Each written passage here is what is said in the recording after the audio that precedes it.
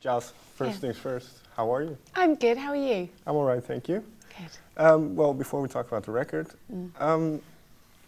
you've always said about how you were influenced by soul and hip-hop.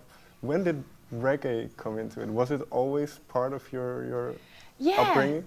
I think reggae has been part of my musical food since I was very, very young. It was always played in the house. I remember there were two records that I took from my dad's collection when I was very young. And it was James Brown, which I got into big trouble for because I scratched pretty badly. Sorry, Dad. And Linton Kwesi Johnson. Okay. You know, so he was the first reggae voice I ever heard, even before Bob Marley. You know, Okay. and then after that, you know, I liked a lot of ska. My dad played the specials, and that was kind of fun. And you know, I know it's not straight reggae, but it's a version of. And and then reggae's part of. I think reggae's part of everyone's life, isn't it? I think it's kind of like water. It's just there. It's everywhere you go. You know. And well, you mentioned Linton. What did appeal to you in his voice? Okay, so as far as voices go, my preferred taste is I like a thick, warm voice, usually. I mean, there are some very thin voices that I really think are amazing, you know, but that is what I love in a voice. And when I was just first listening to music, those are the voices that grabbed me. So Linton's voice is, you know, it's thick and it's deep and it means something and it takes your attention. And it kind of vibrates through your body. That's what I love about his voice, you know. And then there was James and Anita Baker. Anita, very deep, kind of, ooh. Was this something you tried to emulate? Oh yeah.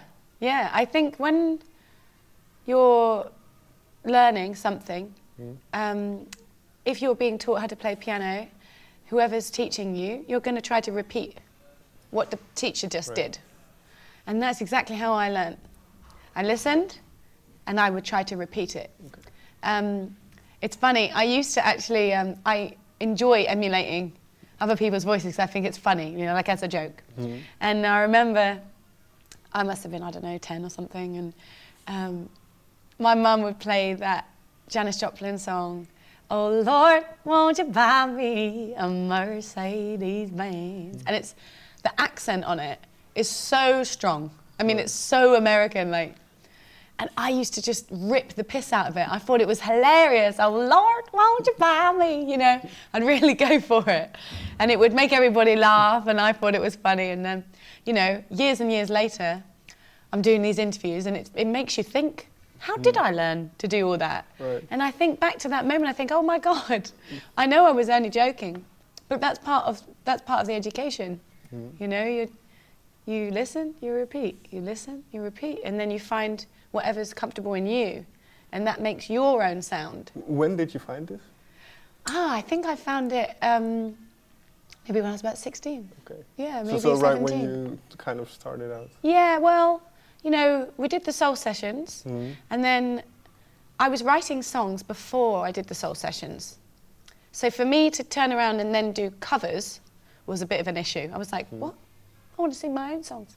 But then I was so young, and I was just beginning. To be honest, I would have just done anything. I was like, okay, I don't know what I'm doing. So I said, I'll try it.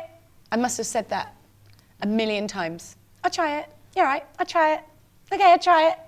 That was my constant way. And I'm still like that, but not as much as I was. So after I'd done the covers, then I wrote more. And then I found my own style. And then, well, you mentioned that idea of "I try it." Was that the same then for this record, where it is somewhat of a departure of your of what people are used to? Yeah. So was it, well, I'll just go for it? Yeah, I think the "I try it" attitude is part of my everyday life. It's taken me somewhere good. You know, I've gone to places and sang with different people and experienced different types of music, all because of that attitude. You try it. And if it sounds good, you keep it. And if it doesn't, you don't. And so that's kind of how I got here. There's a world of music out there. Right. And if you're able to become part of it, And if you enjoy doing that, you should. You know, why not? It's fun. And there's no rule to art, which is a very special fact, which I love. I'm not one for rules, so if this is the perfect medium for me to express myself. I just want to, I don't know, be free. And that's how this type of music kind of comes about. Like, it's not one style, it's just a load of things that I tried and that I liked and that seemed to fit together and helped me to tell certain stories and, you know.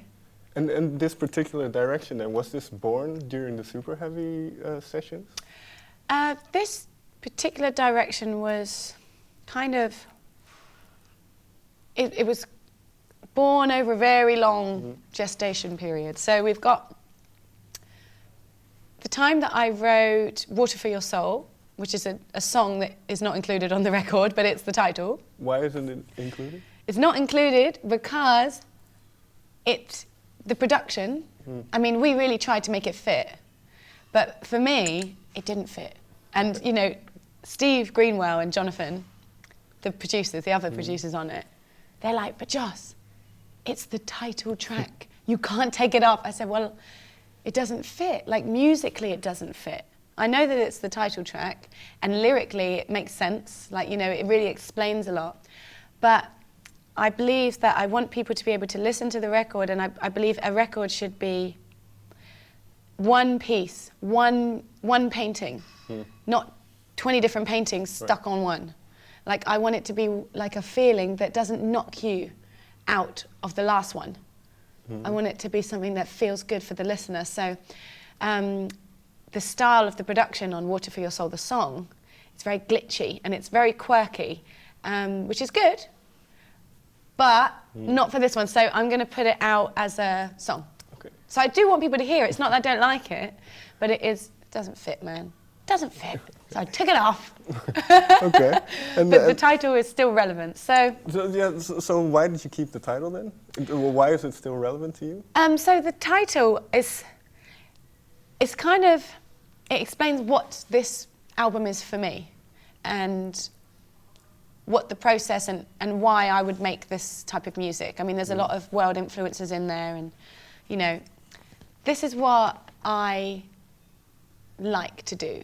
I like to collaborate, which there's a lot of that going on in this album, and I like to experience different tastes, different sounds, different people, different musical genres, and try to open my mind to different views and opinions. So that's basically what I like to do, which I call my water. It's my food. So you plant a seed, it's not going to grow unless you water it. Right. And that's why I called it Water for Your Soul.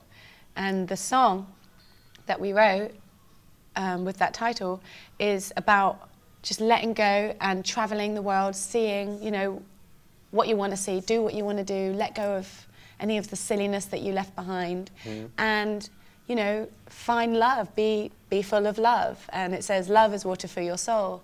So that doesn't mean love between one person to another, it's just love in general. And that's our food. So that's the title. I guess it kind of explains it in one way or another.